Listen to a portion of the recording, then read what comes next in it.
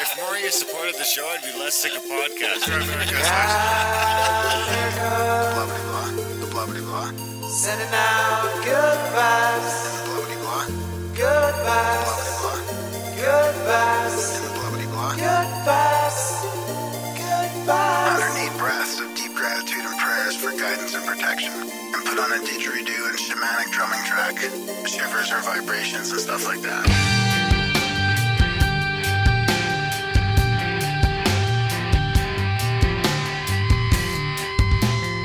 America.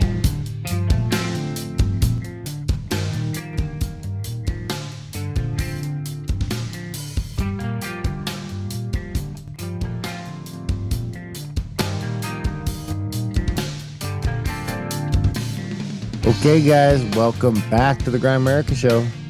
Coming at you this week, I think for the first time in a decade, we got Jim Harold back. It's got to be 9 or 10 years since we had Jim Harold on the show. You know, one of our 2014. 2014, one of the original guests we had. We were chasing people down. So, yeah, Jim's back. Of course, we got everybody's favorite podcaster over here, Graham, rocking the pink Jeep Dunlop.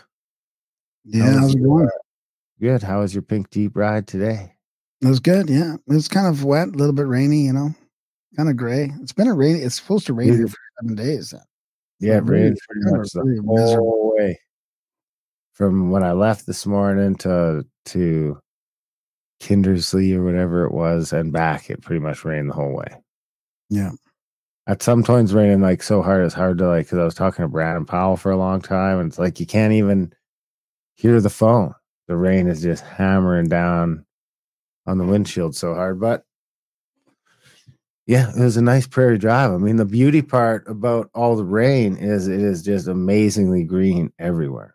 Yeah, this is very green. Yeah, even here we had some dirt in the backyard, like some dead grass in areas, and I just sort of raked it all and cleaned it all up and perforated it and just thought, let's see what grows. And a bunch of stuff just grows there. It's pretty cool just to see it spring back to life.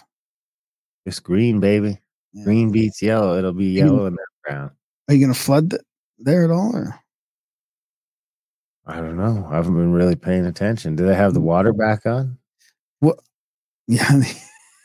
And maybe this will solve your water problem. I can't remember if I don't have a water problem. I can't remember if I seen the sign or not on the way. And the strap, or if they took the signs down. They were saying it was going to be early. I thought they said this weekend. You know, you're not the only city having this issue, right? I heard, who else? I think Quebec City, I think. I think it's some little shitty city in Quebec. Oh, is it? A city in Quebec, not Quebec City? Yeah. Sorry, I got that wrong. Some little shithole city you never heard of, you know? I mean, Quebec is communist as fuck. Let's be honest. Quebec is lost. It's been lost for a long time. Quebec is so communist that they've wanted to leave the country to be more communist for, 50 fucking years. That's why we moved out in 78, 79, I guess, was when we came out west. Look at you now, heading back east. We'll do the full loop. No, I'm going to stop here in the prairies and just stay here. Small little town, nice and quiet. Dude, I was going through some spots up on that because I took the upper highway on the way back, up Highway 9 the whole way, and there's some spots. That's the way you came, isn't it? I came up through some fucking hillbilly roads, man. It was fucking. Did you come through the valley near Drumheller and then go up that back way? I went back through Drumheller, kinda. Oh, on the way there, I was like zigzag, and I went through like Hussar. Oh wow! I went down the one road, dude, to Hussar. I think it's 564, maybe, or 567. Yeah, maybe 561. And then that thing goes straight for 100 miles. 100 miles. There's not one turn, not a bend. That's what 100 miles. That's what I'm talking about. And then you cut back to 9 afterwards then?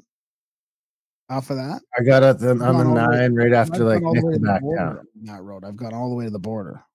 I was on some fucking roads, dude. Three stop signs later, like and 2 hours drive later, and you're at the border. Yeah, I was on some roads, like something with no center line. Huh. But so it said it was going to take. I took 31 minutes off the time on the way there. That's why you beat me there. Yeah, that's pretty good. Yeah, it was pretty quick, and because you're on just those back roads the whole time. I was trying to talk to Mike, liberal Mike, who becomes a lord later. But I was trying to talk to him, but the cell phone kept dropping out, and I was like, I talked to him for half an hour or something. I was like, dude, I haven't seen another car. Not one car the whole time we've been talking. I know, and that's what, like, doing these drives, like even when we went down south from Calgary to northern Arizona for one of our trips, like there's nothing there. There's hardly anything. And then you come all the way east for hours and hours. You can drive 7 hours with hardly anything, like nothing. One little town like Saskatoon. I mean, honestly, we should shut the fuck up. I know we should, like, the world's overcrowded and all this stuff, and you're like, my God, there's like days driving of nothing. Yeah, we should just, we're in a pretty special place, right? That goes right from here down to Mexico, and there's nobody in it, and we should just shut the fuck up about it. That's like, I drove all the way to see you today. It's like fucking 4 hours at 80 or 90 miles an hour, and don't see like no towns. It was like, I had to duck into the one town to get gas because there's, I could go the whole way there without going through a single town down the zip, this road, that road. Yeah, the green, it was good. Made it back. Now podcasting. So you got your cord care package and your book. Yep. I got my sandcastle, but what was it called? The Stories of the Sand. I mean, that episode's coming out next week. It's fantastic with a friend of the show in the chats, Dasmo, and he's a sandcastle champion. Unbelievable. It is pretty. It's what did you look? Did you peruse the book? No, I haven't looked through the book yet. No. Yeah, it's pretty well. But I do have something else I want to talk about too, about some of our other shows and stuff, and because we had that wrap up with from the Cosmic Summit. I think, was that even last week? It was probably just last week even. So I've got this Substack that I came across that I wanted to talk about. Can I share the screen here for a sec? Sure. So this is about. I'm just sharing the screen. Not that anybody can see this because it's only audio, but. This is from Francis Leader, Fusion Energy and the Promise of the Fusion Torch. So this is kind of like, Darren's? Is this the Bendall stuff? Lightning gun? Well, no, it's not. That's the thing, right? So she talks a little bit about the Club of Rome and stuff in here, but then she gets back to this novel. So she chose to write this controversial research into her fiction novel, right? And in one chapter, she introduced the fusion torch of infinitely recyclable matter. Now, I want you to think about Cosmic Summit and Malcolm Bendall when I read this. This is from the book, and she quoted the inventors of the fusion torch verbatim in that chapter. In the comments, I was able to emphasize the information hidden in my fictional novel. For materials processing and natural resources, the plasma torch, operating at temperature below that required for fusion, can break down and separate many materials into their constituent elements and isotopes. My cat's in the way now.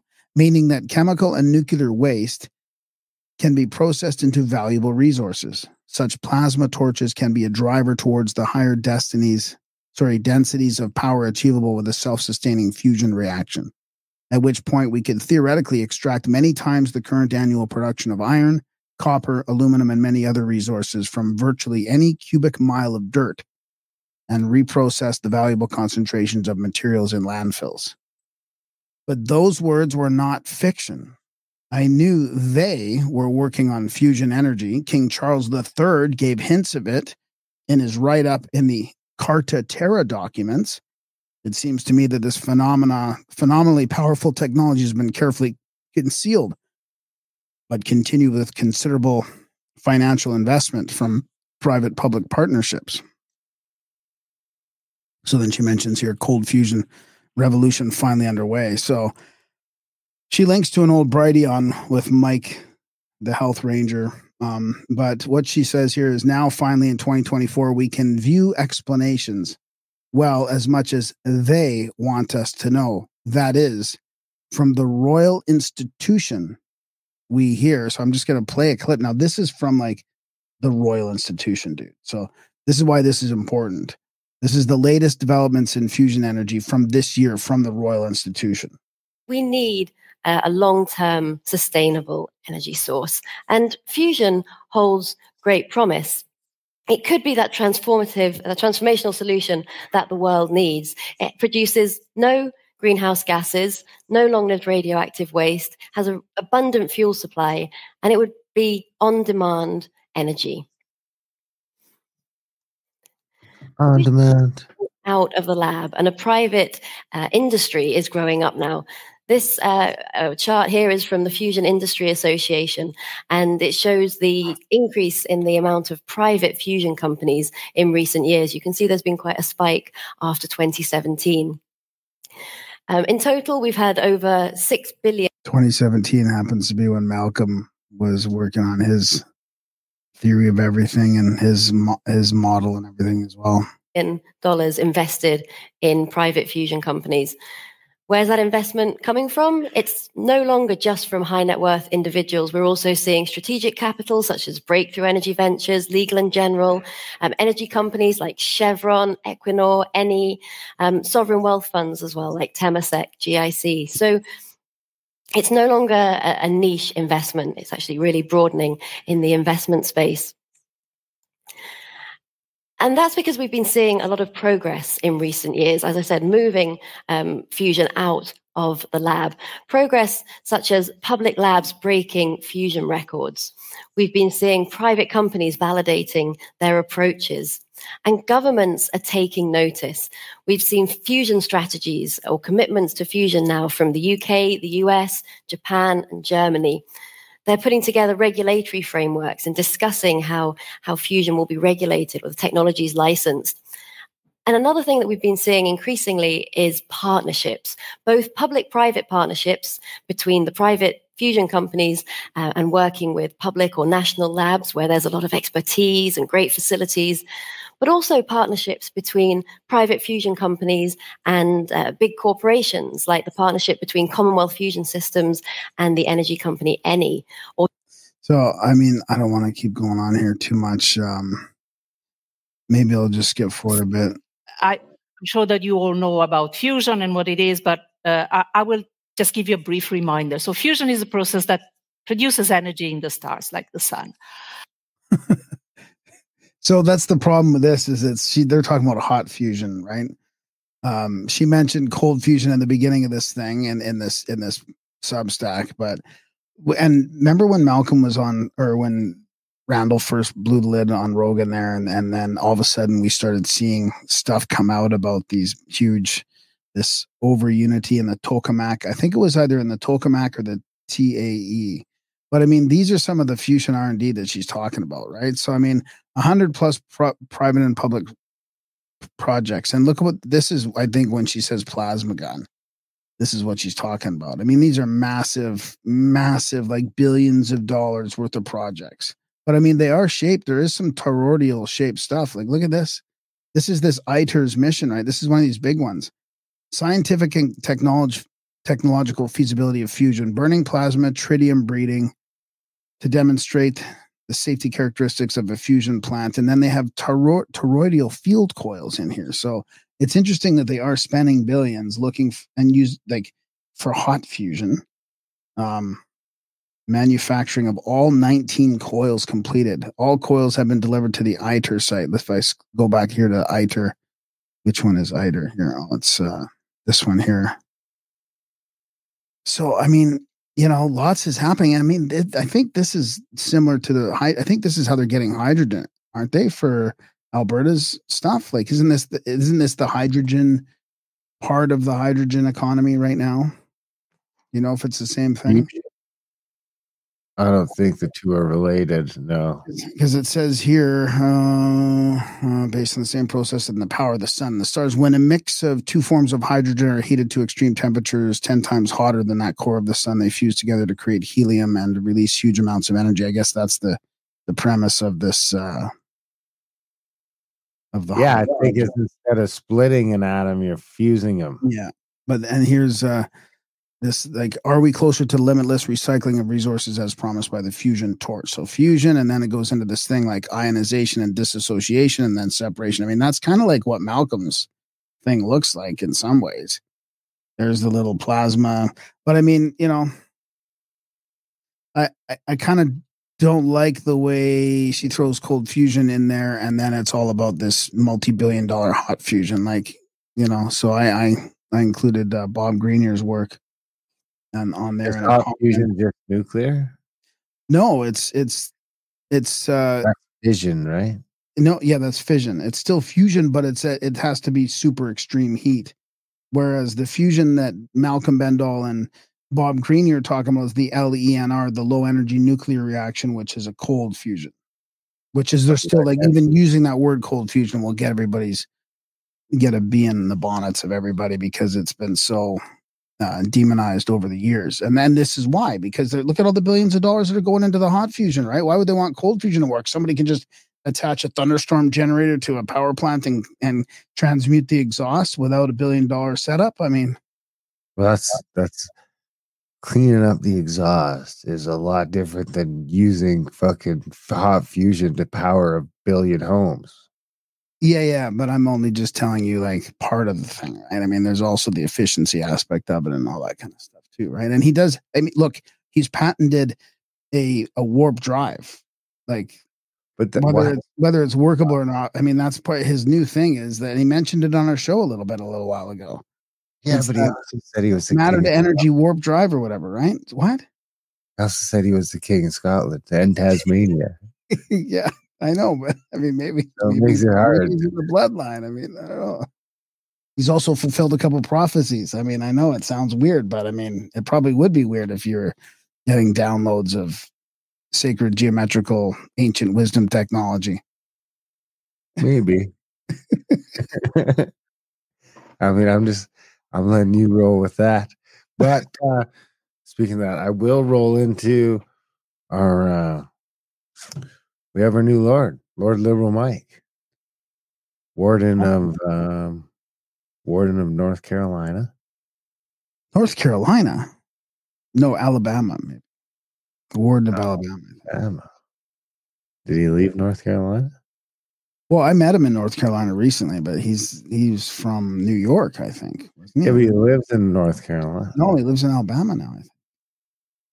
What? We should confirm what, like, warden territory he is of, but he can be warden of the Southwest. Couldn't we start, like, big, and couldn't he be like the whole, like, Southwest, East, or like East, like, or the whole states until another ward of the states? Like, well, then it'd be like change him and Lynch, and I don't really want Lord Lynch. I guess that's probably high maintenance to have to break down the territories as we get more. They just get smaller, For now, we could just say until we find out if it's Alabama or North Carolina, which I'm sure I'm correct on. But just in case, we'll do Lord of the Southeast. And he wants to be his title. His title is going to be. Oh, wrong one. Shit. Okay, here we go. The title is going to be the Lord of the Excommunicated Liberals. Oh, I like it. Because he is an excommunicated self-excommunicated liberal. Anyway, of course, we got to run one time. We got a nice one time from Ryan. Oh, I got a note from Ryan too. $50. You want to read it? Yeah, Graham Darren, I'm a monthly supporter on The Outlawed and just sent a one-time $50 to the original show. I just tried searching via Google and Apple Podcasts and thought it might be easier to throw some money at and get a definitive answer. I swear you had a doctor on who had an NDE and had some bacterial infection that made him essentially brain dead. Was it Eben Alexander? If so, what show number was it? You guys are doing great.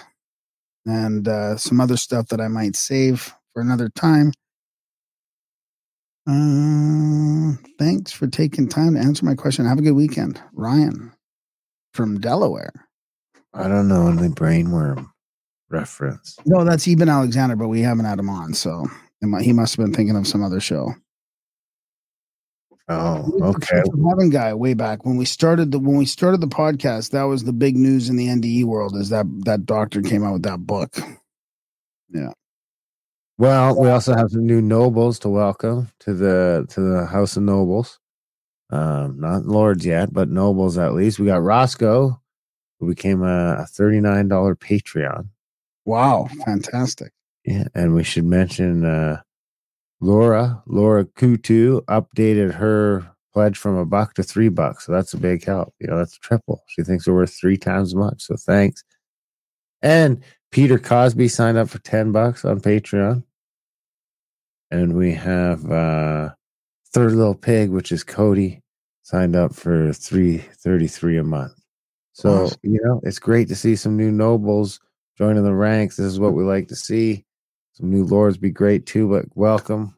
Thanks for the support. GrandAmerica.ca/support. Of course, guys, if you are getting some value from the show, if you decide what it's worth, we don't do ads, we don't do any of that other stuff. We just make all these podcasts, put them out to you, and you decide if it's worth nothing or $1 or $10 or $100 or $3 a month. I mean, we do come out with them once a week. I don't know the last time. We haven't missed a week of this show as long as I can remember. So yeah, maybe 11 years, if that. Not more than twice, I wouldn't say. Yeah. Anyway, GrandAmerica.ca/support, guys. If you can, when you can. Of course, we got our other podcast. Someone said on YouTube that we beg for money more than an evangelical church. I like it. GrandAmericaOutlaw.ca, of course, the other podcast he was talking about. We do the roundups, all that fun stuff. I have the mashup for this roundup, which is kind of overplayed, but I mean, it's just funny to see the entirety of the mainstream media in 2 different countries just turn on Joe Biden on a dime. It's like, where'd they get their marching orders? Anyway, I got a clip that's just like, bam, bam, bam, bam, one after another for the roundup this week. Of course, we have adultbrain.ca where you can get all the audiobooks, and we have the trips. We have the, Summer Fun 2024 sale going on right now, where you can get in on our Columbia Gorge trip, which is coming up in September, or our Invermere trip with Brandon Powell, which is coming up in November, where we do the hot springs and the ice bath and all that fun stuff. And we're actually adding on some add-ons onto that, some exciting ones, like a shroom night, the last night. You can do an extra night, get into some shrooms, allegedly.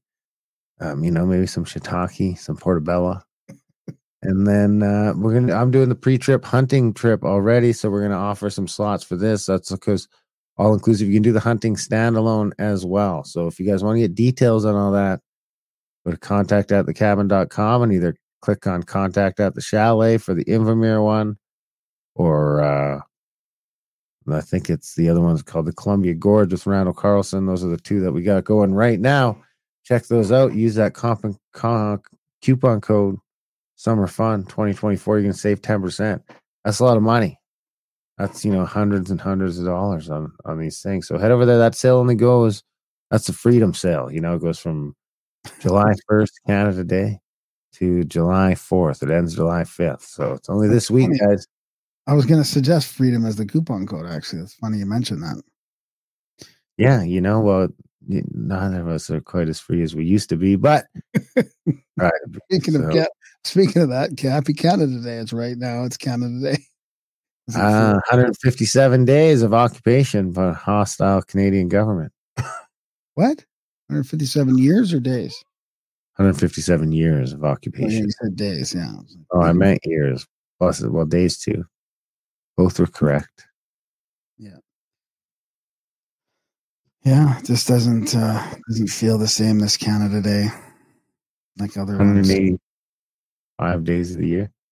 Halfway through the year. Canada, the 3-star, selling itself as a 5-star. Might be 2-star. Might be 2-star now. I mean, it's pretty out here, but if I was down in Toronto and shit, I'd be like, gross, man. I couldn't imagine.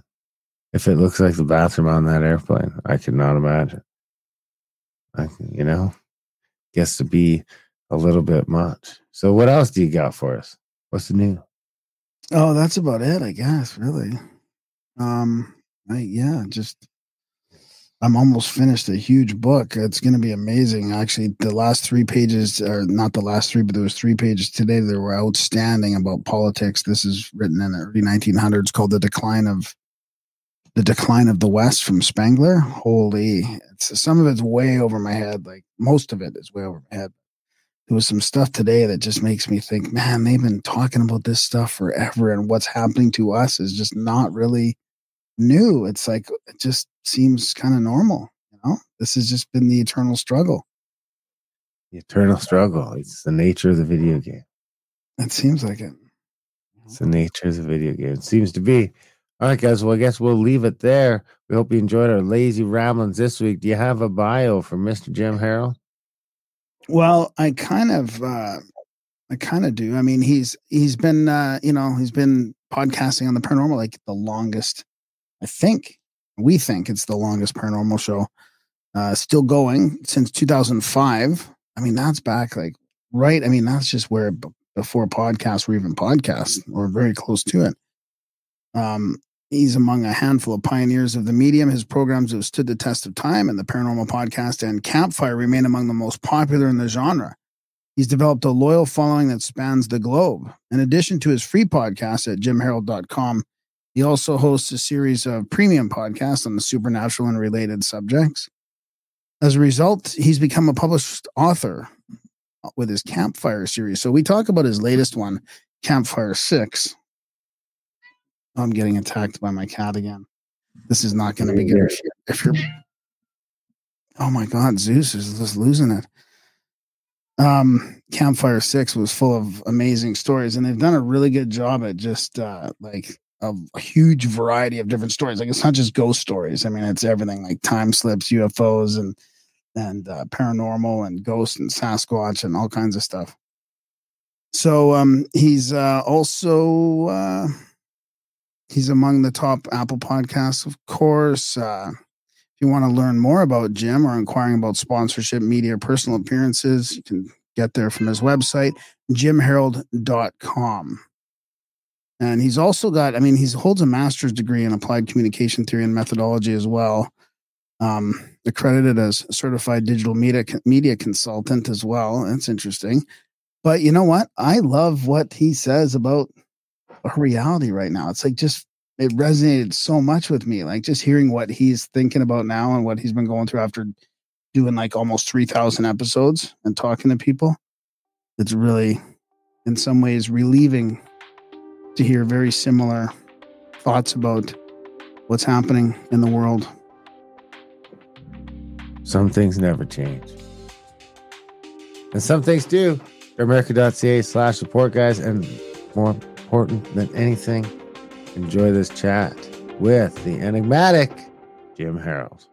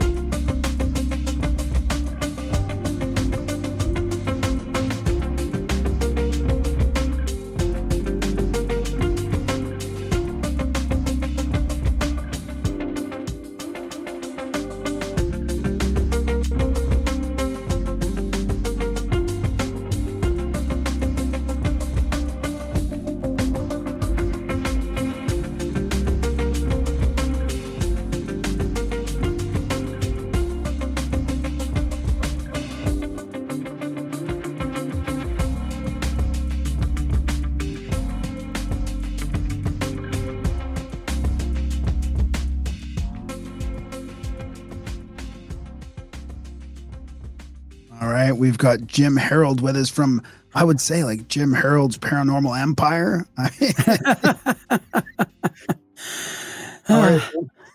I'm losing count.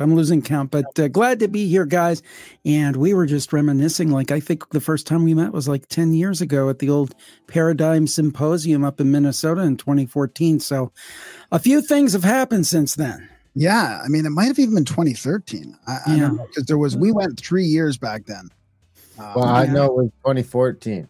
Oh, did I didn't go the middle year. Remember, I went the first year, and then I didn't go, and then I went again. I sometimes I forget there was 3, and then there was going to be a 4th, but then yeah, and it was symposium burnout, But that was a great event, and I was so glad to meet you guys and a lot of people there that I've stayed in contact with. It's the live events. I wish I did more of them. I got to start doing more of them. Sometimes it's good to get out from the little studio here and get out among real people. Yeah, well, we were talking about that, like, because you do have a couple coming up. Why don't you mention them now? Because I was just at the Cosmic Summit as well, and I had an amazing time, and I met a whole ton of listeners from the show. I forgot to even give them a shout out on our little recap thing, but I mean, it was fantastic to meet a whole bunch of people that listen to the show, and also like all the guests that present. And then I thought, man, this is just fun. We should do this more often. So talk about the ones you got coming up. I've got. I love the cat there. That's great. That's a good touch. Well done. So the thing is that we've got actually coming up just this weekend, the 28th and 29th. It is Monster Fest 2. That's in my home state of Ohio, in Canton, Ohio. And they do a great job. It's the documentary makers, Small Town Monsters, Seth Breedlove and his crew. And they blow my mind because they've made like a paranormal movie studio, like in the middle of Ohio. And their content they put out is like better than the stuff you see on cable. I mean, they just do a great job. And then I guess last year, Seth decided, hey, I want to do a live event. And he did a great job with it. And they're doing it again, and it's just going to be this coming week. And you can find that information at smalltownmonsters.com. So that's 28th and the 29th. And then in August, I'm going to be at the Michigan Paracon, which is really, I think, the biggest one in the American Midwest in terms of paranormal conferences. And there's going to be all the TV people are going to be there. People like Amy Bruni, Richard Estep, Dave Schrader. There's going to be a cast of thousands. It's like the big kind of huge paranormal event every year, and I've never gone to it. So going to fix that this year. And the dates on that, I'm just looking it up now, August 22nd through the 24th. Are you so that'll be coming up? I think we might be doing a live podcast. I'm not 100% sure what they have in mind. We've talked about it, but I'm definitely one of the personalities who will be there. But I'm like way down on the food chain. They've got all the big TV people and stuff, but it'll be a lot of fun. I'm really looking forward to it. And the funny thing is, and I'm sure you guys have the same thing, you interview all these people over the years and you never get to meet them in person. I mean, like Richard Estep, who's written a gabillion paranormal books now. I've interviewed him probably 10, 15 times. I've never met him. I'll get to meet him up in Michigan. So very cool. I love doing it. And I recommend, whether it's, the events you guys are at, events I'm at, or, just these paranormal events are great things to go to meet people who love weird stuff like we do. Yeah, exactly. The fringe of the society. You can meet all the I love seeing, like, we got in touch here after 10 or 11 years, and just to see you've been going strong. You've got all these podcasts. You've been doing it. You're the longest running paranormal podcast, I guess. And as far as I know. I mean, I basically put that out there and I said, look, if I'm wrong, somebody tell me. Because I tried to research it, and there were, like, when I first started in July of 2005, next month will be 19 years. There were a couple. There were like 3 or 4 of them, but none of those are still around. And then there were ones that started like a month or 2 after me that are still going, like Dave Schrader shows. He started just a few months after me. Paracast started, I think, a couple months maybe after me. So as far as I know, the Paranormal Podcast is the longest running paranormal podcast on the internet. So I'm going to stick by that. If somebody knows something different, I'm open to correction. But as far as I could tell, it is. I guess I'm just stubborn. Did you have any beefs along the way or anything like that? I think for a while the Paracast didn't like us. I can't remember why, but I never really had any beefs with other paranormal podcasters. I'm not going to say who it was, but there was like a skeptical podcaster that really like attacked me on social media and attacked Stanton Friedman, the late great ufologist, because I'd had Stanton on the show multiple times. I actually have a really kind of weird story about what happened with Stanton, which was kind of sad, which was very sad, which I'll tell you in a minute. But anyway, so this skeptic guy said all these nasty things about us. And then the skeptic guy ended up going to jail for something, like some kind of fraud or something. And then, this is what's really funny. Years later, the publicist for the skeptic guy had a book out, and his publicist had the nerve to email me and ask him to be on my show. And I found the original post that he made from like 2007, where he was really nasty to me and Stanton Friedman. And I linked it and I said, no, he will not be coming on my show because of this. But honestly, other than that, and to be honest with you, I've had good relations with skeptics. I've had Dr. Michael Shermer on my show. I've had Joe Nickel on my show, Ben Radford. I have no problem talking with skeptics. We'll have a nice two-way conversation. But if you're going to call me names on the internet, don't ask to be on my show. So that's really the only, quote, beef I think I've ever had. I really seem to get along pretty well with all the other paranormal podcasters. I try to have them on my show. They're nice to have me on their shows. We've all gotten along pretty well. And the way I look at it, the more people that listen to paranormal podcasts, we all win, right?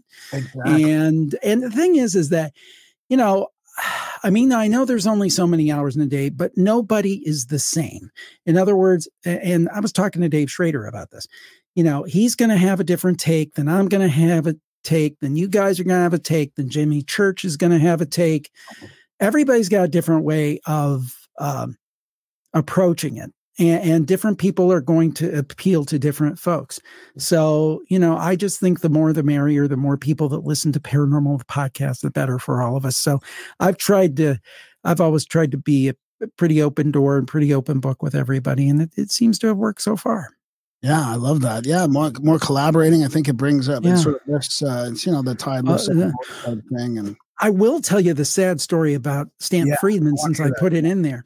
Well, anyway, I had interviewed Stanton several times over the years, a few times, I guess is more accurate.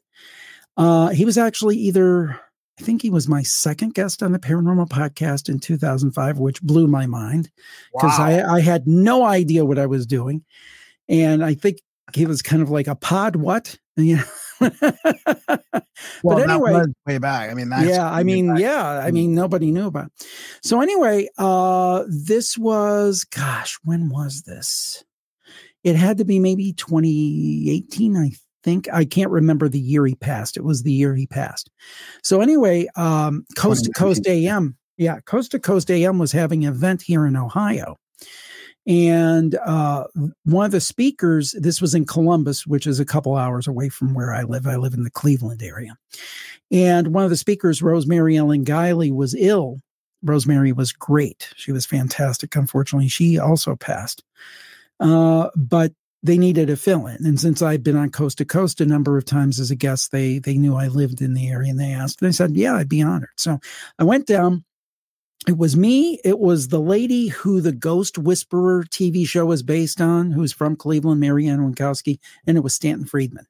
So I was obviously like, you know, the weak sister on this thing. But anyway, I got to spend, well, first of all, I shared an Uber from the hotel over to the venue with Stanton. Then we talked for probably at least an hour and a half in the green room while George Norrie was singing, practicing with his band, because I guess he sings at his events. A crooner. Yeah, a bit of a crooner there. And anyway, I thought this is great because Stanton didn't remember me because he's been interviewed by about 1,000,001 people, and a lot of them more important than me. But that was cool. I didn't mind because I got to spend an hour and a half with Stanton Friedman talking about UFOs. I thought, this is great. I'm going to wait a few weeks. I'm not going to be a stalker, but then I'll get in touch with him and he'll remember me and we'll have a great interview. This will be fantastic. And I got to meet the great man. So anyway, after the event, I had dinner with Stanton Friedman and the Ghost Whisperer lady, which was kind of surreal. Not in a negative way. It was just, wow, I'm having dinner with Stanton Friedman and the Ghost Whisperer lady. So we say our goodbyes. That's a Saturday night. I sleep over. In the morning, I drive home, just pleasant thing, kind of cool thing. Like Tuesday that week, I open up my Facebook and Stanton Friedman has died. Wow. He died en route from that venue or from Columbus to his home up in Canada. I think he passed in the Toronto airport. Wow. And I'm like, oh my God, I just saw him. And he seemed, he was probably around 80, I think, but he seemed to be, he's very sharp. I saw him wobble a little bit once. He had some books. I asked him if he could help. He's like, no, I'm okay. I'm just fine. But it was just wild to me that I saw the great man and then this sad thing happened. But anyway, I'm finding more and more the longer that I do this, I'm having a lot of guests who pass and it's really depressing. I had a gentleman on a little over a month ago. I interviewed him about near-death experiences. And then he literally passed about a week or less than a week after I put his episode out. Jim Willis. He was a great researcher, great writer. The longer you get to do this, the more guests that you talk to who, it's in a way, it's an honor to be able to kind of, codify or record their thoughts and make sure that they get saved for posterity or whatever. But it's kind of wild sometimes. So you've been doing this 19 years. You interviewed, all the greats. What, let's start with what's the craziest thing you ever heard? Because you're doing the call-in stuff, right? I mean, that adds a whole another aspect to it where it's we haven't done a lot of call-in, but I mean, some of the best parts of the old Coast to Coast and the Art Bell stuff was the call-in people. So I mean, I'm curious what's just the craziest story you've heard? Maybe one that's even was there any that were too crazy to even put out on the podcast? Because you're definitely keeping it a little more PG over there than we would in Grimerica. So I imagine you're probably getting a bunch of stuff that's over the top sometimes, right? Well, I gotta say, probably the wildest story I ever heard, and I've been on your show before years ago. I might have even told this story because I tell it because everybody asks a similar question, and this is the story I tell because it is the wildest, but it is like Twilight Zone material. And there are a couple little twists to it too that even happened after the fact. So this story is, and I just literally told this on another show. This story is from, the storyteller is T.I. Her name is T.I.Y.I. T.I. And she's from the American state of Michigan, but this story happened in Wisconsin. Every summer she would drive up with her family and they'd spend some time at a campground up there. So anyway, this one night, her and one of her friends at the campground, his name was Bob, decided they wanted to go see a band. And the band was about an hour away. So they drive about an hour, they go see this band. It was great. It was fun. They actually ended up staying late because they're both musicians and they were talking about gigs and different things with the musicians. So they left about 3:00 in the morning. So anyway, they're driving back to the campground. Now it is pitch black dark. It is basically, there's city dark and then there's rural dark. And this is rural dark, 2-lane road. Very good for listening to Coast AM or a paranormal podcast. So anyway, they're driving. They get about 10 minutes and T.I. says to Bob, hey, I got to use the restroom. And Bob says, well, looking around, he says, you better pull up a tree because there's not much here. So she says, don't worry about it, just drive fast. So they keep driving. In about 10 minutes, they come upon this bar. And the place is lit up. The joint is jumping. There's cars in the parking lot. There's a thump, thump, thump of music. It's that doesn't make any sense. It's 3:30 in the morning. This place should legally be closed, but it's open. They said, hey, let's take advantage of it. They pull in. They go in, T.I. goes to the restroom. Bob gets, I presume, a couple soft drinks from the bar, comes back. T.I. comes back, they're talking. And Bob says, I'm really glad that we came here because on this wall, you'll see this huge mural of the Old West. And I've heard about it, but I've always wanted to see it. And here it is, because Bob was also a painter. So they're talking a little bit, and the place is kind of weird. I mean, the people are kind of weird. They're kind of like blankly smiling, and there's just kind of a weird vibe. So they notice this guy goes up to this old Wurlitzer jukebox. It's like a bubbler jukebox with actual records in it. And at the time, records weren't cool like they are again now. So that was unusual. And he puts on the song Let's Twist Again by Chubby Checker. And he walks up to T.I., and he smiles real big, and he has a mouthful of rotten teeth, and he says to T.I., "Want to dance?" And she holds up her cane because she uses a cane. She said, "No, I don't do much dancing." She said she was glad she had that cane. So anyway, the song's playing, and they noticed something else weird about that picture. Everybody in that picture was actually in the bar. There's like some lady standing, in real life, and she's a dance hall girl in the bar. There's some guys playing pool in the real life bar. They're playing cards in the thing, and it goes on and on. And they started talking about, and they rationalized it. They said, look, these people are regulars. The artist just included them in, as a tribute. So they're sitting there a little bit more, and they noticed something else they didn't notice. There's a couple of double doors, those swinging doors where the gunslinger comes in and says, "I want to see the sheriff," or whatever in the Westerns. But they noticed something they didn't notice before. There's two little misty columns right by those doors, right in front of those doors. One's smaller, one's taller. And it's like a Polaroid picture, and it's almost like developing in. After a few minutes, they notice one is a man, one is a woman. One's shorter, one's taller. Then a little bit later, they notice one has curly hair. Well, T.I. has curly hair. The woman has curly hair. Then they notice that the woman figure has cowboy boots. T.I. has cowboy boots.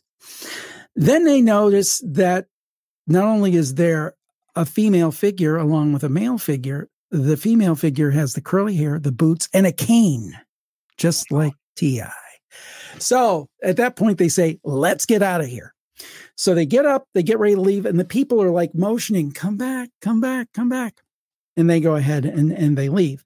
T.I. says when they closed the door, everything went pitch black dark. All the signs were out. All the music was gone. It was like the place was totally shut up and hadn't been open for hours. They turn around where there had been plural cars in the parking lot. There's one car. There's their car. And they leave. Now, you would think that's the whole story, but it's not. So she's braver than I am because I'm a big chicken. So next day or two, she decides, nobody believes me. I'm going back. So she gets her sister or a friend. I can't remember who, but she gets somebody from the campground. They go up. She goes at 8:00 at night. She doesn't wait till 3:30 in the morning this time. And she goes in and she goes to the jukebox. And there's a jukebox, but it's at that time a modern jukebox with CDs. No Chubby Checker, no Let's Twist Again. She looks at the mural. The mural is the same, except there's no figures in the doorway. Her and Bob are not in the doorway. She says, "Well, let me talk to the bartender." There's a young woman tending bar. She goes and talks to the young woman. Say, "Hey, I was in here the other night, and there was this big, strong, good-looking, strapping farm boy-looking guy bartending." And the one said, "That's strange. There's nobody that tends bar here that looks like that. The only ones that tend bar are me and my elderly father." And with that, T.I. left. Now, he used to say she's never been back, but she actually did end up going back. Well, this story made such an impression on me, I decided I wanted to meet T.I. And by the way, this place does exist. There are photos of it. The researcher Chad Lewis, the great cryptozoology researcher up in Wisconsin area, has taken photos and shared them with me and online. So I decided I want to meet T.I. and do a video interview on this. So in 2019, pre-pandemic, I drove up to Michigan with a videographer, and we did a video package on it. And I met with T.I. I talked with her. I interviewed her. She's retired from a respected profession. I got to meet her in person, saw her eye to eye, met with her and her husband at their home. I believe her 110%. She seems to be totally credible to me, totally honest to me. And I don't know what to do with it. Now, the Roadhouse Saloon, it's a place that actually exists. As I said, Chad got pictures of it and shared them with me. I incorporated that in my Jim Harold YouTube channel, and it's over there if anybody wants to see it. And I know the place was in business before the pandemic. I tried to call them so I could get a comment from them about this, because I'm sure that they've had people visit saying, hey, this is the Roadhouse Saloon. Plus, also, I know it was on the Spooked podcast because I shared that info. TI's, I connected those two because the Spooked people asked me, and I did that for them. So she's been on multiple podcasts talking about this. So I know that the owners have to know about this, but nobody ever called me back. So I don't really know the status of the Roadhouse Saloon, but I know it was in business. It did exist. It was a real place, and the mural was real as well. So that's probably my favorite, weirdest, all-time campfire story. I love that. I mean, that's what I like about your book is it's got, and we'll talk about your latest book, but I mean, you've got all kinds of really wide variety of stuff in there, right? Time slips and NDEs and UFO stuff and like sort of MK Ultra type stuff. Yeah. I guess you would call that Roadhouse thing a time slip or something. Really alternate universe. I have no idea. But her point to me was, how many people go missing every year? And maybe if her and Bob had stayed there, maybe they would have gone missing, and people would have thought, oh, they ran off together or whatever. But she was glad they got out of there. I don't know. And I mean, a lot of people would say, oh, come on, Jim, that's got to be made up. And I mean, maybe I would have thought that too if I hadn't gotten to meet her. But I don't know. I mean, you've probably heard it too. You met people that had crazy stories and things you might not believe on paper, but once you meet them, it's like, wow, they're telling the truth. Yeah, we noticed that with our show that a lot of people wanted to write in their stories because we would read synchronicities and sightings from people, and that's sort of what your show is based on. Is like and people have this desire, and really since podcasting, I mean, really since people started to open up to this sort of other. This other realm of stuff that they've been able to share their stories. And I mean, that's what your whole thing is based on. You have 6 books on it, your show. I mean, has this changed your view on the paranormal at all over all these years? Like, how has your view shifted? I'm really interested on what you think and your take on it. Well, here, first of all, I will say, back in the day, I was like, okay, ghosts are dead people, UFOs are aliens, cryptids are animals. Like, I believed in all this stuff, but I thought, oh, I got it all figured out. And this goes to here, a straight line here, a straight line here, a straight line there. Now, after 19 years of doing it, 15 years of doing this show, hearing people's stories, I'm more convinced than ever that the phenomena are real. I'm less convinced that I understand what they really are. I think there could be a trickster element to this. I think the one thing I do say to people is that the one thing I've been convinced of is that our existence is way weirder than we understand. I love it. I mean, and I talked to you about that one guy at Past, Jim Willis, and he had something on his Facebook page. And I don't know if it was his quote or somebody else's, but I love this quote, and I hope I get it right. The universe is not only stranger than we imagine, it's stranger than we can imagine. And I think that's pretty much it, is that we're like, the allegory of the cave. We're in the cave and we don't have a damn idea of what's going on. That's why I always say, they asked me to be on the Uncanny podcast on BBC, and they said, this week we want you to be our expert. And I said, well, I'm honored to be on. Had a great time doing it, but I am not an expert. You can call me anything you want, but I'm not an expert because guess what? There aren't any experts. I mean, there's experts on the theories, don't get me wrong. People like Stanton Freeman, Rosemary Ellen Guiley, Brad Steiger, Nick Redfern. These people have forgotten more than I will ever know about this stuff. So there are experts on theory, on the theories and the history and all that. That's true. But in terms of what's actually going on, I don't know that any of us really have that pegged. I really doubt that any of us have that pegged. So I guess how it's evolved is, for example, ghosts. I do believe some ghosts can very well be dead people, but I don't believe that's a whole picture. I think you can have time slips. You can have residual haunting replays. Maybe there's an interdimensional aspect to it, where two different realities cross, the multiverse and all that good stuff. UFOs, we just saw it recently. Again, I've always thought they're out there. Some Harvard researchers recently said they might be down here, crypto-terrestrials, ultra-terrestrials. You look at the work of somebody like Mac Tanis, maybe the whole time we've been looking up there and we should be looking down here. You think about transmedium vehicles that can easily go from the ocean to the sky. Maybe the base is not up there. Maybe the base is down here. So do I think there are non-human intelligences and entities? Yes. Where do they come from? Maybe up, maybe down, maybe both. Maybe all. Yeah. I love it. Or maybe they live in a way that in another dimension that only presents itself sometimes. So maybe they're not coming from a physical place, but they're coming from another dimension. So I think it's like expanded my mind as to the explanations for these mysteries that we investigate. I love it. I would agree.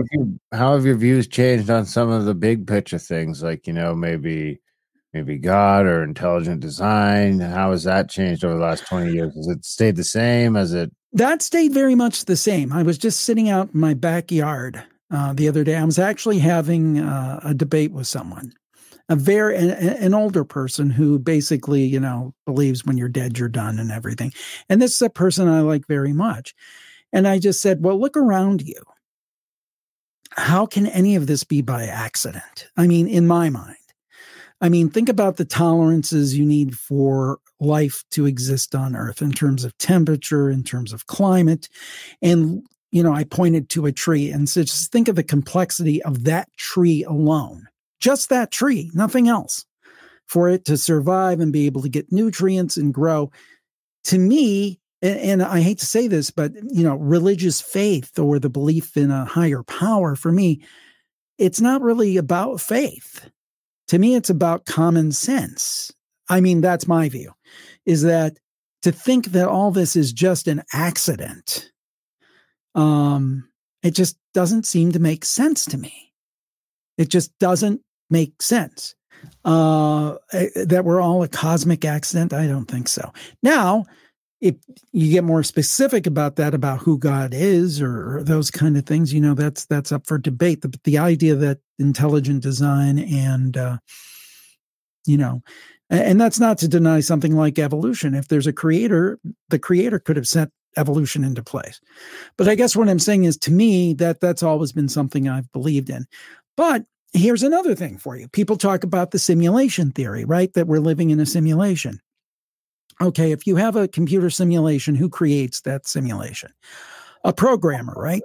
What is a programmer? Someone who writes instructions and makes something happen and creates a world. Boy, that sounds a whole lot like intelligent design to me. So that's where the big pictures and then with the afterlife, I definitely believe there's an afterlife. I hope that that's the case. And that's actually the subject I think that does fascinate me the most, because I often say we're not all necessarily going to see a UFO, a Bigfoot, whatever it might be, but we're all going to go that path. We're all going to physically die. So that's something that is truly universal. So that's one of the big questions for me. I do think there's an afterlife. Fascinated by the topic of NDEs. And so I think my main thoughts on some of those things have maintained solid, but they have expanded. And I think I've become more open to alternate explanations. Yeah, I love it. What a fantastic answer. Especially the part about our reality. That's where I'm at now, is like, it's just stranger than we can even imagine. And yeah. That's kind of what, after studying this for so long, it's more perfect. Yeah. And somebody said, I read somewhere, it was on X or somewhere. I'm finally starting to call it X instead of Twitter. But anyway, somebody said something like, we might be like dogs and cats running through a library, that the dogs have no idea of, what's in the library, what the pages represent and those kind of things. And it might be right. Off the shelves, but you can't really read the. Yeah. So, it's just, I think we're pretty much in some ways clueless. Yeah, I like it. So what about good and evil then? Because I mean, even the UFO field, like I saw a great question on X today. It was like, why is there a shift in ufology towards angels and demons again? Like seems to be moving that way now, whether it's like forced or not. Definitely sort of some of the main narratives on UFO X or whatever is moving towards that spiritual side of things instead of ETs. Well, whatever it is, I don't think it's 100% benevolent, because if you put stock into the abduction accounts going back to Betty and Barney Hill and things, it doesn't sound like a warm and fuzzy that some entity would, rip you out of wherever and bring you into a spaceship and subject you to probes and examinations and terrify the hell out of you. That doesn't really seem what benevolent group would do. Now, there's a couple questions here, though. When we talk about ETs or cryptoterrestrials or wherever they are they necessarily a monolith? Are they one? Are there ones that are the good guys and the bad guys? That's a question. I mean, I am one of those people who believes in general in good and evil. I believe the paranormal. When I talk about the paranormal, I'm talking about ghosts, UFOs, cryptids, the whole thing. I think that it's a continuum, just like our life. I see this, our everyday life. I see this on Campfire. I'll get, 3 stories of, my grandma came through with this beautiful message, and I believe those stories. And then I'll get this other story. This demon scared the hell out of me. And I believe that story too. Not that everything's demon. I think that people tend to think everything's a demon. But so on one side, I think you have people who say, everything's a demon. It's all demon. It's all devil's work. And I don't believe that. But then you've got my new age friends who I respect, and they've got some great wisdom, but they'll say, oh, Jim, there is no evil. There's only a lower vibration. And I'm like, nah, there's evil. With all due respect. So I believe there's good and evil in pretty much every aspect of life. So would it be illogical to think that if we're talking about ET, that there's some good ones and some not good ones? Maybe even scarier is, what if they're neither good or bad? They just don't care. They look at us like maybe a scientist might look at a lab rat. You know what I'm saying? What if they don't look at us and say, oh, those poor humans, we want to help them, or they don't say, oh, we want to conquer them. They're just like, this is a, kind of a less sophisticated species, and they're interesting to study. We're like ants to them. That might be more frightening than either of the other scenarios. It wouldn't even just have to be ants. It could just be anything. It could be any animal in the animal kingdom. We're just kind of like, well, if it's edible, we might just fucking eat you. Or, it's like, there's no real, until lately, there hasn't really been any reverence for any of it. Here's what I think about. What if, so far things have been pretty cool. I mean, yeah, there's been abductions and things, but it's not like we've been, at least as far as we know, invaded and taken over. Although some people think that if you talk to people like David Icke. But anyway, the point being, what if one of these days they want to build a cosmic superhighway and we're just like the anthill in the way and they just pave right over us? That's kind of a scary thought. I think of it more as like we're a tourist hotspot right now because we're a civilization that's just about to leap off the planet or destroy ourselves. We're in that real window where it's like, you got to go see Earth these days because like they're ready to either like burn or leave the planet and move on to the rest of the solar system. Yeah, we're a tourist attraction. We're like Disney. Yeah. Half my city doesn't have fucking running water right now, Graham. We're not going interplanetary anytime. What about Darren? Do you got any questions? I could keep going forever. So jump in. Well, no, I mean, the good and evil one was a good one. I mean, what about like stuff like what Stephen Greer's doing? Graham was doing it for a while, where they're going out and they're like summoning aliens with their brains, or meditating some aliens in. Like, what's your thought on that? Because Graham was going and he stopped going because he got freaked out. Because No, not really. Stop. I'm telling the story. He got freaked out because, we had a guest on and he was like, well, what if that shit's evil? And Graham, kind of spooked him ever since then. And I'm wondering what your thought is on that, because, or maybe they're both doing, maybe those benevolent and malevolent summoning going on, but that would, I'll just leave it at that. I won't leave the question. Well, I don't, I'm kind of like a live and let live guy. If you want to go summon aliens, go summon aliens. I'm not going to tell you not to do it. It's interesting. Some people do seem to attract, all kinds of paranormal activity, including UFOs. I do think it's really interesting when you hear people who have an experience with a craft, not necessarily being in front of them, but the craft, and they feel like the craft is sentient and can communicate with them by flashes of light or other way. So I'd be the last person to say, if you're going to say, I'm going to summon demons, I'd say, well, hey, it's a free world. It's a free country. You do what you want, but I don't think that's a good idea. But summoning aliens, I'm going like, hey, whatever floats your boat. If you want to summon aliens, summon aliens. And I would not. I don't know if I would go along summoning aliens. I might go along if we thought we were going to see some aliens. Absolutely. Summoning them? I don't know. Well, I'd have to think about that. Pretty strong word for the CE5 protocols. I mean, you're kind of meditating and remotely. It's summoning, bro. I guess you're asking them to summoning. Oh, you're summoning, I guess, but it's kind of seancey too. It got a cult connotations to it, but I mean, that was the gist of it. If I could explain myself a little bit here, is that I was at the point where I was like making contact with things.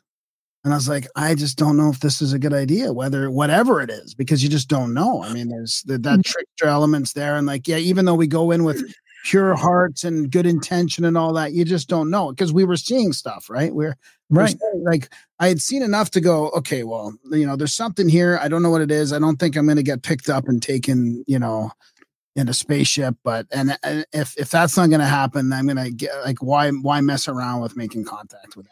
Is that what you want to happen? Is that your best case scenario? Well, yeah, of course. I mean, you want to go for a ride, right?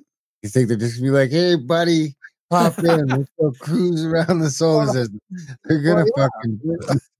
Well, there are people who have said that they've had experiences like that where they have been taken up. I mean, whether folks choose to believe them or not, I mean, there are people who say they've had that opportunity and they've been shown things and told things. But you said something about that trickster element, and I do wonder about that, because sometimes I kind of wonder, is like something just effing with us?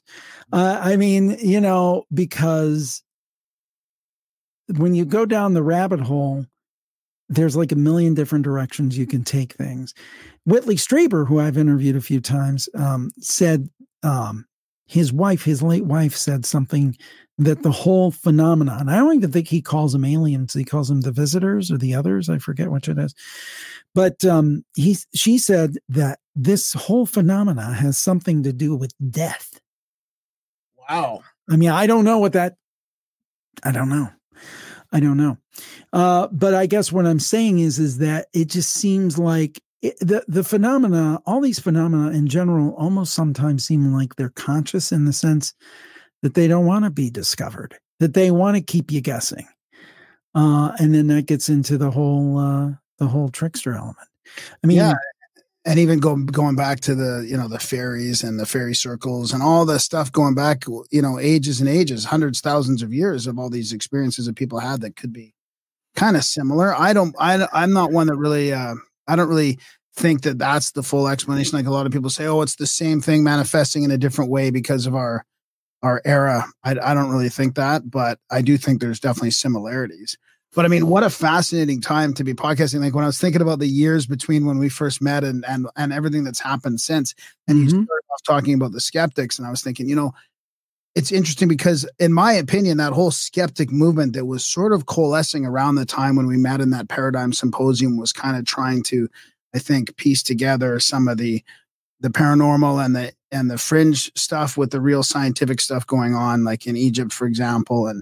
But I think the skeptic movement kind of just died. It's kind of lost the battle. And I mean, you've been a big part of this because you've gathered so many stories from people, and people have been able to now finally, without ridicule, talk about their stories and their sightings and experiences. And, and now we've had the whole UFO disclosure thing happening. I mean, Stephen Greer, Darren mentioned Greer was just on Patrick Bet-David. I mean, like it is a fascinating time. Rogan's had people on, like, it's really getting some mainstream attention now. Oh yeah. And you look at people like Dave Foley, who, was on like sitcoms and stuff, and now he's part of the UFO thing, and the actor Thomas Jane and all these higher profile people are starting to raise their hand and saying, yeah, I agree with this. And I think, and I'm just one little pebble on the whole beach there of people who have been elevating these discussions, and love them. I know a lot of people like him, a lot of people don't like him, but I give Rogan a lot of credit for elevating those voices. And I'm not saying that I agree with everybody he has on the UFO topic, but he's facilitating the conversations and he's bringing them to a greater audience. And I think that's very positive.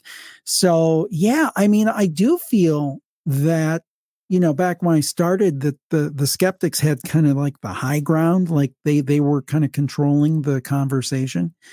But now I feel like it's a good point. I hadn't thought about it, that the everyday, people who say, hey, look at this, there's something to this. But I do think that the forces for non-disclosure are fighting back when it comes to UFOs, for example.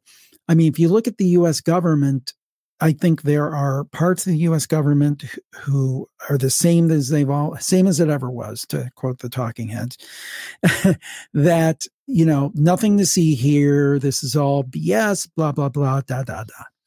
But then I think there's other people in the government who want to get the truth out. You talk about Burchett, you talk about Moskowitz, you talk about Rubio, you talk about Gillibrand. And the cool thing about those names I just listed, Republican, Democrat, Republican, Democrat. So I don't know if in that order, but there's people from both sides of the aisles who want to try to get the truth out. But there's still a lot of resistance. I'll give you an example. Last year, when there was that big congressional committee meeting with Grush and everything, I was watching on the American channel News Nation. And I thought, you know what? I got to see what the big guys are saying about this. So I flipped over to CNN and they were telling me how bad Trump is. And I'm like, well, let me try Fox. And then Fox was telling me how bad Biden was. And it's like, wait a minute. You have two congressmen here, Moskowitz and Burchett, who are basically said, while sitting on a congressional panel, that there has been a multi-decade cover-up on UFOs, or UAPs, if I want to be current, and yet you're having the same old partisan BS. So, there's still a lot of resistance to the getting more information out there. But I think with the internet, and it's been key, that there's more openness to getting the real info out there. And hopefully it will continue, and hopefully we will get more info. And I understand to a certain extent there are questions of national security, and I get that, and I respect that. I consider myself a patriotic American. But I compare it to the Kennedy situation, JFK. There are still documents that are classified in regard to the JFK assassination that are classified under the reasoning of national security. Now, you tell me, 61 years later, the Soviet Union doesn't even exist. What could be the national security reasoning legitimately to cover up documents about JFK? I think we see the same thing going on with UFOs. Well, there is it's a risk because it's going to blow open you know. Right. It's going to embarrass a lot of people and prove that we've probably been lied to. Yeah. Yeah. That's kind of a national security issue. I guess. Yeah. Who do you think killed JFK then? Oh, I think there was a conspiracy. I don't think there's any question about it. I think the mob was involved. I think the CIA was probably involved. And who knows who knew about it and just kind of let it happen. That's kind of my theory. Yeah. Well, I got a question in the what'd you say? Kind of like 9/11. I won't get into 9/11. All right, let's do it. A question from 100% Maple Stirrup in the chat. Ask him about Project Bluebeam, like the fake alien invasion. So, I mean, that is, it is. We should probably talk. Yeah, and I think wasn't Bluebeam. Now, I know there was just stuff out about this just recently in the last few days. Wasn't Bluebeam? Weren't they projecting like things in the sky? Wasn't that the idea? Yeah, it was kind of a hologram. I mean, that's what I get. Actually, I had a campfire story like that one time, but it was like this woman was walking on the beach. It's in one of the earlier books. She was walking on the beach with her family, and she looks up and there's a castle projected in the sky. But it's not like, how you look at a cloud and you're like, oh, that kind of looks like a dog, or that kind of looks like whatever. She said this picture of a castle, you could see the definition of the bricks. You could see like the chain where the bridge went down for the moat. It was that defined. And I mean, think about it. And again, this is with my understanding of aspects of Bluebeam, I could be incorrect because it's been years since I've read anything about it. But I thought part of the idea was you would be in a battle and you could project something into the sky and basically freak out your opposition and make them think it's a religious experience or whatever. I think that's 100% plausible, because if you're in a war, you're going to do anything you can get to get an advantage over the enemy. Now, if that technology could be used in other ways, who knows? But again, that's with my limited understanding of it. Okay. I noticed, I just happened to notice you've got a true crime podcast too. Yeah. Well, actually that one I haven't done for years. I haven't done for years. But actually I'm thinking about restarting it. You heard it here first. But I was a big dummy on that one because I have a Plus Club that people sign up to get extra shows. And I didn't make that one free. I put it in the Plus Club. I actually started it before the Serial podcast, before true crime was popular. So if I had actually left that free and open, I'd probably be known for true crime and we wouldn't even be talking about paranormal, though I love paranormal. But my favorite true crime story actually comes from, I guess favorite's a bad way to put it, but the most incredible one that I think of is when it happened right here in Cleveland, Ohio. And it was in the 1930s. And they started finding people with their hands and their heads cut off. And it was called the torso murders. Coincidentally, I grew up in the inner city of Cleveland, and the first body was found about 5 minutes from where I lived. One of the main suspects was a doctor at the hospital I was born at. Wow. But here's like a weirder thing about it. And it was never solved. And there were several victims. This happened in the 1930s. You guys familiar with Elliot Ness from the Untouchables? Yeah. Well, he was in Chicago and helped break up Capone and the mob and so forth. But after that, he moved to my hometown of Cleveland and he became safety director. And all these torso murders happened while Ness was, or most of them happened when Ness was safety director. So it was like Ness against the serial killer. And they never really found the guy. There is kind of a urban legend that they did find the guy, but he was politically connected. So they didn't want to do it publicly. So they institutionalized him. And after he institutionalized him, there were no more murders.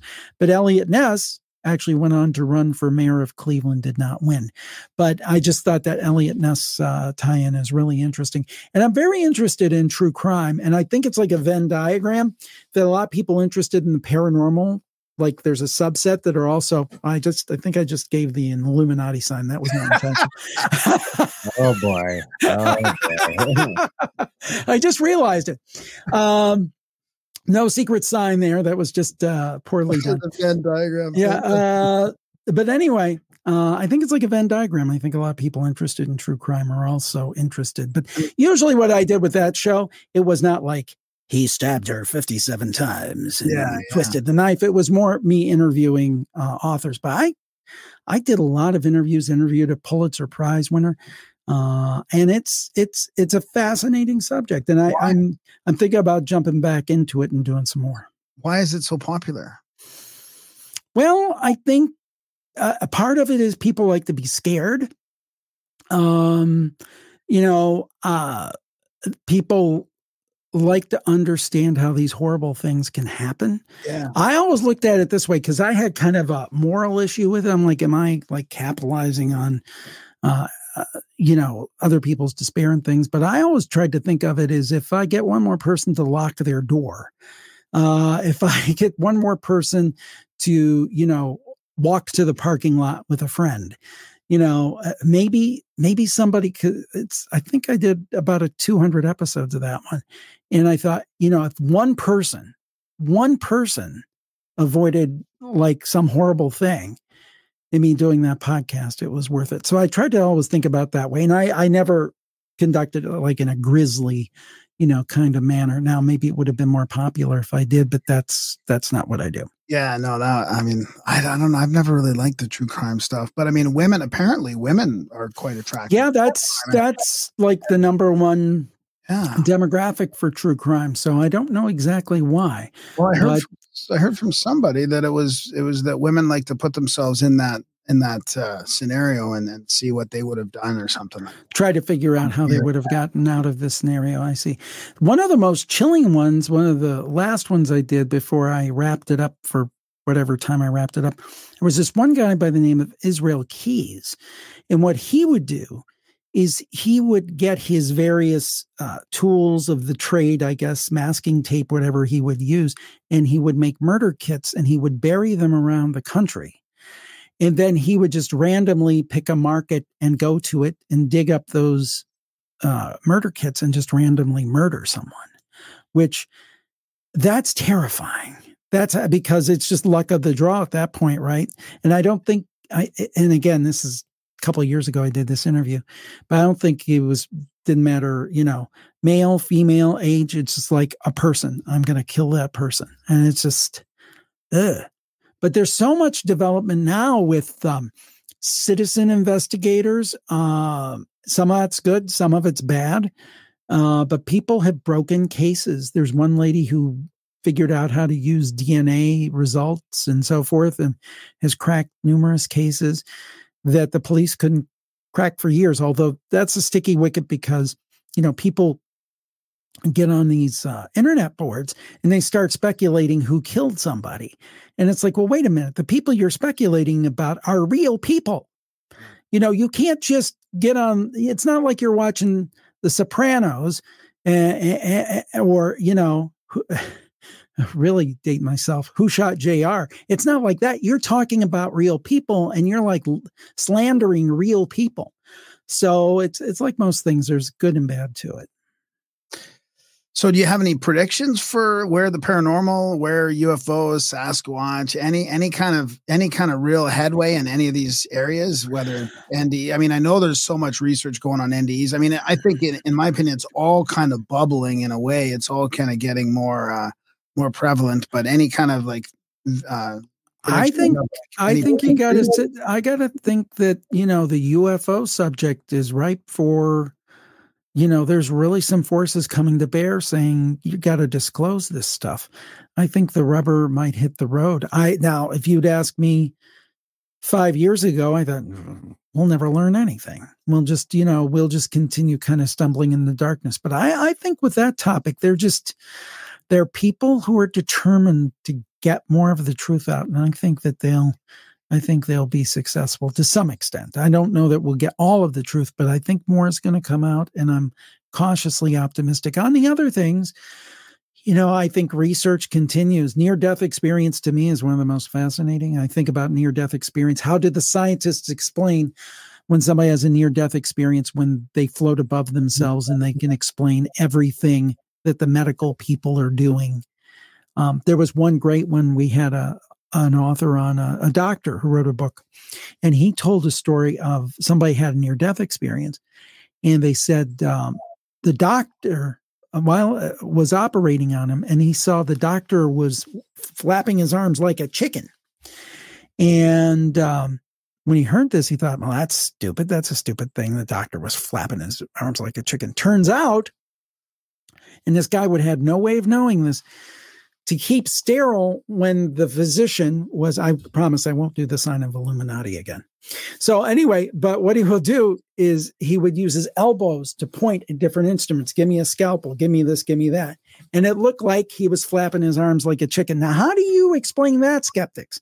That people can see these things when they're dead or unconscious, they're floating out of their body, they're seeing it. I really think there's something to NDEs. I'm interested to see where that goes to. So there's a lot to look forward to, and I hope that I'm around for a couple more decades so I can see what happens.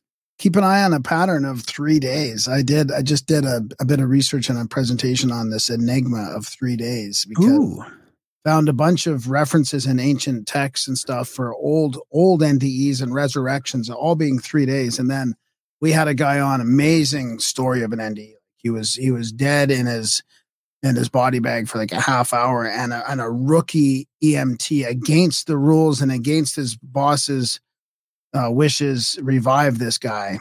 And he saw the whole thing happen from, his name was Vinnie Tolman, I think. And his NDE was 3 days too. And it just blew me away because I was reading all these ancient stories. So there's some weird thing with 3 days for modern NDEs and ancient ones. Also fasting, prophecy, resurrection, initiations, like a whole bunch of things. But NDE is one of the main ones. Well, unfortunately, if you take a look at me, I haven't gotten the fasting thing down yet, but I can work on that. Where can people get the new book, and what kind of, is there like a special, is there more one kind of story than the other, or is there any stories from the new book that stand out? Well, if we have time, I can tell you one quick story. It's one of my favorites. Okay. Well, they can find the podcasts wherever they get their podcast, Apple Podcasts, Spotify. I always recommend people start with Jim Harold's Campfire. That's the real stories. And then also the Paranormal Podcast. The book you can get on Amazon.ca, Amazon.com, wherever you get your books. But the links are all at jimharold.com as well. One story that stood out, and I think it kind of says something about the weird nature of our reality. It's called The Mysterious Mrs. Raspberry. And basically what happened is that this young girl, she's 8 or 9 years old. Her name's Jennifer. She's from Idaho, I think it was. And her friend, Connie, would always go on these little adventures when they were kids. And this is back in the late 80s when a lot of times kids would say bye to their moms in the morning and they wouldn't come back till dinner. So this day they were going to go to the lake, in which you had to go down an old abandoned railroad track a few miles and go to it. So that's where they were going to go. And this railroad track was one way to the lake and one way to the back. There was no side, whatever, to get off on. It was a straight shot. So they go about a mile, and they come upon this clearing, and there's kind of these older houses there. And there's an older lady putting out some laundry out on a clothesline. And there's some raspberry bushes. And they start talking to this woman. She's really nice. And she asks them, hey, do you want some raspberries? And they're sure. So they kind of stick out their shirts, and the lady puts the raspberries, and they have the raspberries and talk to her a little bit and go about their way, go to the lake, have their little adventure, get ready to come back home. When they come back home, there's something odd. The clearing's not there. The houses aren't there. The raspberry bush is not there. And the lady is not there. It's like it never existed. So they go ahead home. Jennifer's talking to her grandma. She's like, Grandma, here's what happened. She said, are there houses over there? And Grandma says, well, there were houses over there in the 1920s before the railroad came in. And Jennifer thought about this, in her growing up years and couldn't figure it out. And finally, a while before she came on the Campfire show, she calls up her friend who had this adventure with her. And she said, I've remembered this for years. I want to know, am I building this up in my mind? Is this something that I'm just imagining or I saw on TV or something? Did this really happen? And she told her the story and she's like, it happened 100% the way you said it did, period. So again, another time slip type thing where they're looking back in the past and they're seeing. Yeah. And that's a great story. One other story, because I think this would be right up your guys' alley. I don't know if you got to see it. It's called The Soft Serve Man. Did you see the one about the soft serve man? I think you guys would love this one. So I'm going to actually pull the book to make sure I don't miss anything on this. This was from a policeman in the Southwest United States. He actually kind of didn't say his name. I mean, he said his name, but he didn't say exactly where because he wanted to keep kind of anonymous. So anyway, one night he was working the graveyard shift and he got a call that there was this guy like trying to jump from the overpass onto like semi trucks. And he said, being a policeman, you see a lot of kind of wild things. So him and his buddy went out and they didn't see anybody. And all of a sudden they see this naked guy running through these bushes down below the overpass. And he's got blood all over him. And they go and they try to subdue him. And the guy is like feral almost. He's like biting at them. He's like, I did. Yeah. This is a good one. Yeah. So anyway, they're trying to deal with this guy. They're trying to subdue him for his own safety. And the guy's trying to bite him. He's naked. And then all of a sudden the guy starts to, the one cop tells our caller, hey, watch out. And he found out why. And that's why he's called the soft serve man, because he started to defecate all over himself. And that's kind of what it looked like. But anyway, so they get this guy subdued. They kind of set him aside and they're looking because they see blood all over him. They look at his teeth, everything. They can't see any nexus for this blood. They think, oh, maybe he like killed somebody. And they go down, they can't find anything and they come back up. All of a sudden, this state trooper car comes up and it's a couple of guys that Dave, our guy, doesn't recognize. And he knows, all the state troopers, the local cops and the troopers have a good relationship, doesn't know them. And usually they're very friendly and stuff. And these guys were real brusque and everything. I'm like, we'll take this over. And then all of a sudden an ambulance out of the blue shows up. Now Dave has taken notes because he has to write a report, even though they're turning it over to the state trooper, he has to write a report. And he writes down the number of the ambulance and stuff. And they just basically take the guy, they throw him in the ambulance, they go off, the cop car goes off the state trooper car. Dave gets back to the police station.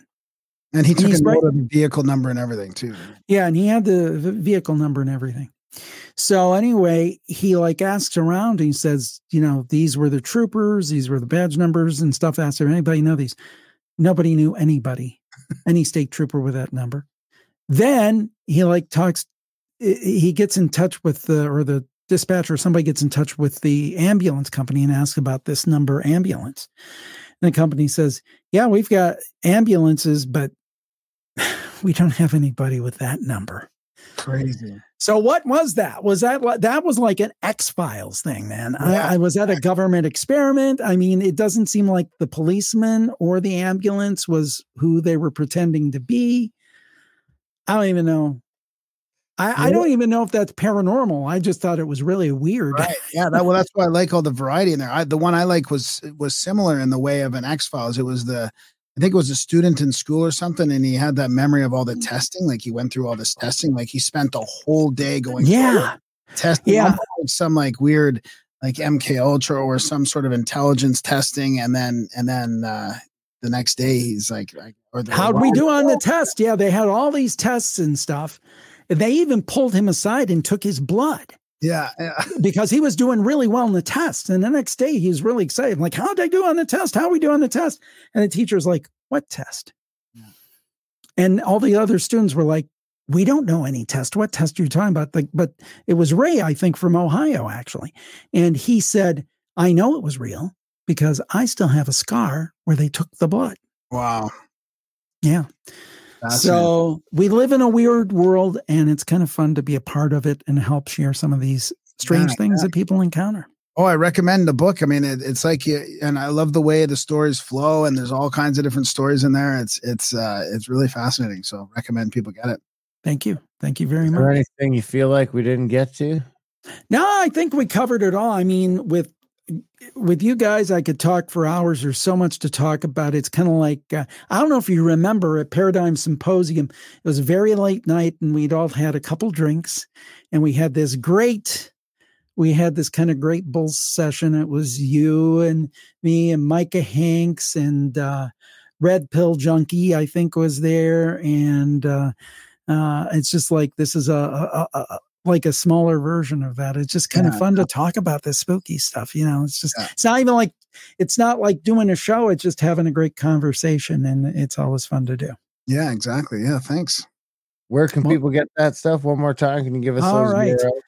JimHarold.com, JimHarold.com. They can get links to the book, which they can also find on Amazon.com, Amazon.ca, BarnesandNoble.com, and they can find all the podcasts at Apple Podcasts, Spotify, all the major apps, and again at JimHarold.com. And Graham and Darren, thank you so much for being so nice to have me on the show. Thanks, buddy. It's good to see you again.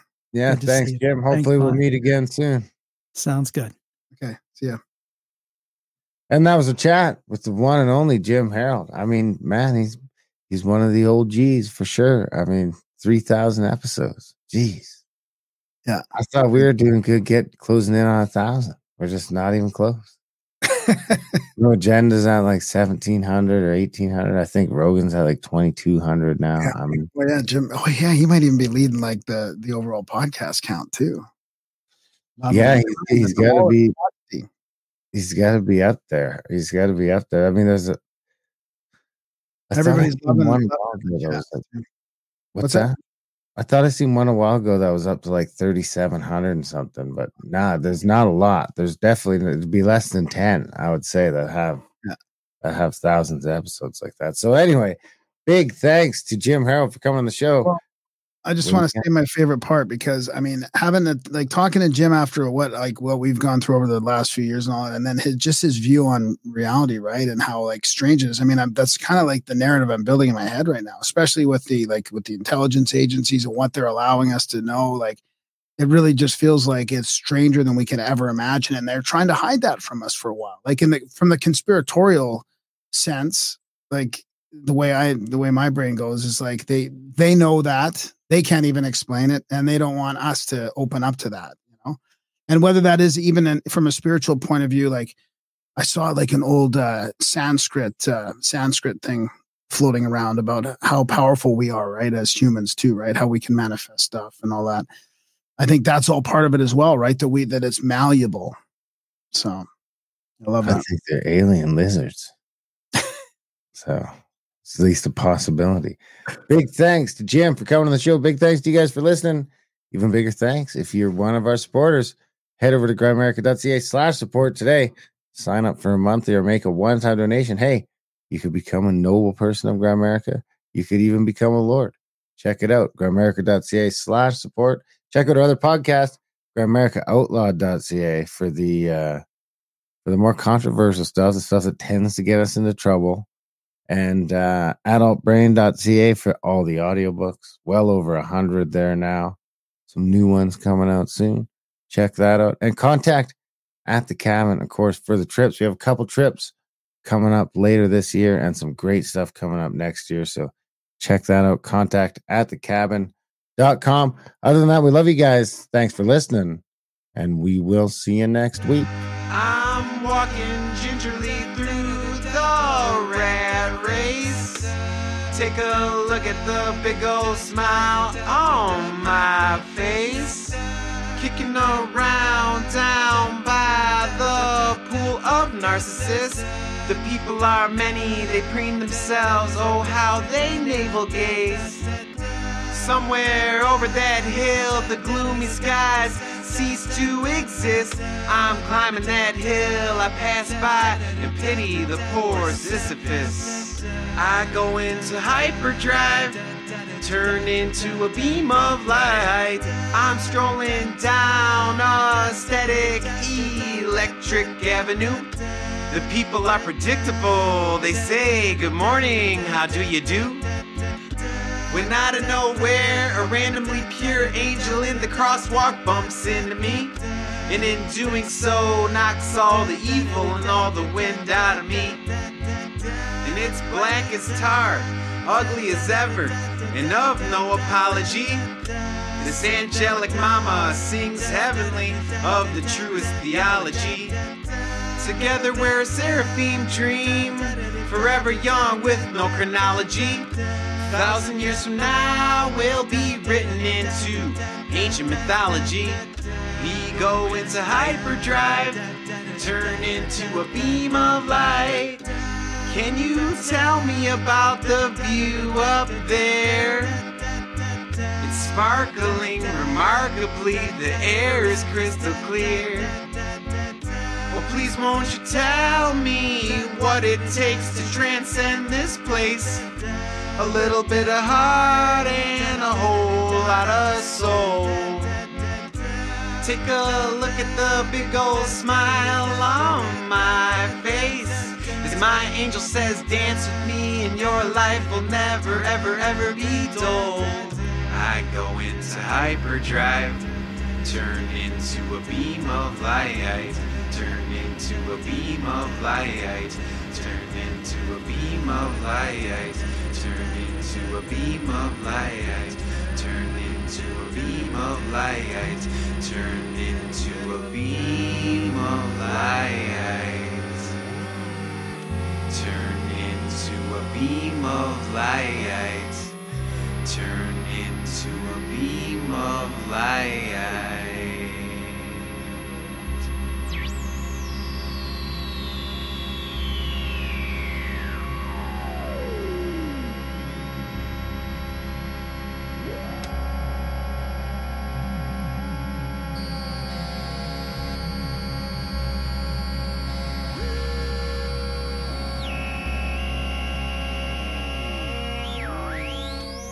Bye.